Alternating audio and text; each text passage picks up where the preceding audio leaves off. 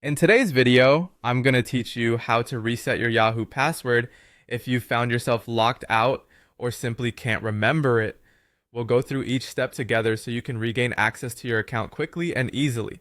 First things first, you'll need to visit Yahoo's sign in helper page. This is your go-to resource when you're having trouble accessing your account. Just head to https login.yahoo.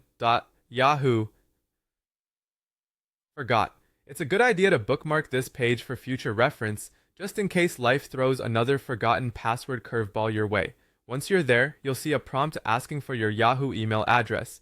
This is where you'll want to enter the email address associated with the Yahoo account you're trying to access. Be sure to double check that you've entered it correctly, as a simple typo can cause confusion and delay. After you're confident it's correct, go ahead and click the continue button to proceed. Now, you'll need to decide on a recovery option. Yahoo provides a couple of methods to verify your identity and ensure that it's really you trying to reset the password. You can choose either a phone number or an alternate email address associated with your account. Pick the method that you have easy access to at the moment. Next, Yahoo will send a verification code to your chosen recovery option. This is a security measure to confirm that it's indeed you making these changes. So check your phone for a text message or your alternate email inbox for an email. Look for a message from Yahoo containing a verification code. Remember to give it a minute or two, as sometimes service delays can occur.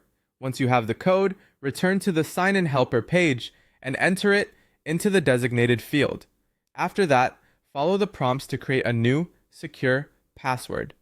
When crafting your new password, make it unique and something not easily guessed, including a mix of uppercase letters, lowercase letters, numbers, and special characters is always a smart approach to ensure it's strong.